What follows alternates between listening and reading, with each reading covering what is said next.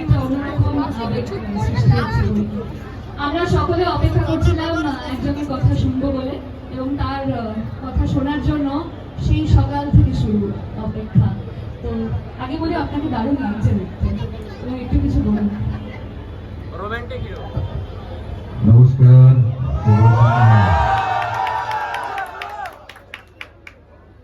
আসলে আমরা এখানে আজকে আমাদের পুজোর ছবি, বাংলা ছবি, আমরা আজকে আমাদের পথ চলা শুরু করলাম। এবং আমার ছোটবেলার যে জায়গায়, ছোটবেলা যখন আমি আমার কাজ শুরু করেছি, এই শ্যামবাজারের মোড়ে যে কালী মন্দিরটা আছে, আমার মা সেখানে ছোটবেলা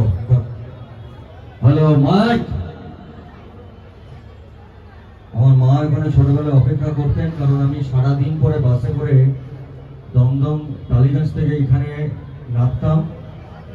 অতটা বয়সও ছিল না যে টালিগঞ্জ থেকে দমদমে গাড়ি করে আসবো।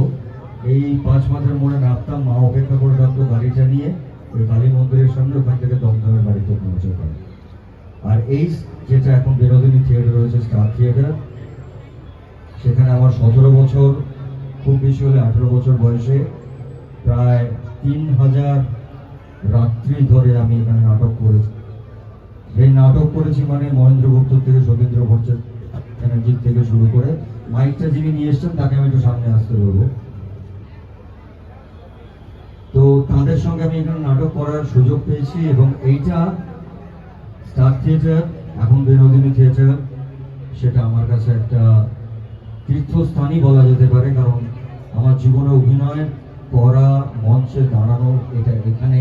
তাই আজকে আমাদের এই ছবির যাত্রা শুরু আপনাদের হাত ধরে, আপনাদের কাছ থেকে, এবং আপনাদের সহযোগিতা, এবং আমার সব থেকে প্রিয় জায়গায়। এই কারণে আমি এই জায়গাটা বেছে নিয়েছিলাম। এবং আমি মনে করি যে একটা সময় এই পুরো পাড়াটা শুধু বাংলা সিনেমা চলতো, এই পুরো পাড়াটায় শুধু বাংলা থিয়েটার চলতো। আপনাদের আশীর্বাদ থাকলে আবার সেই সময়টা আমরা ফিরিয়ে আনবো। শুধু আইনক্স বা মাল্টিপ্লেক্সে নয়, তার জন্য সিঙ্গেল থিয়েটার গুলোকে আবার ফিরিয়ে আনা হবে। আমি জানি। আচ্ছা আচ্ছা আচ্ছা, আমার বাবার সঙ্গে একটা থিয়েটারে, আপনার নামটা ভালো, বিনাদির একটি ছবি দেখালেন আমার বাবার সঙ্গে অল্প বয়সে। এই পাড়াটায় আমি চাইবো আবার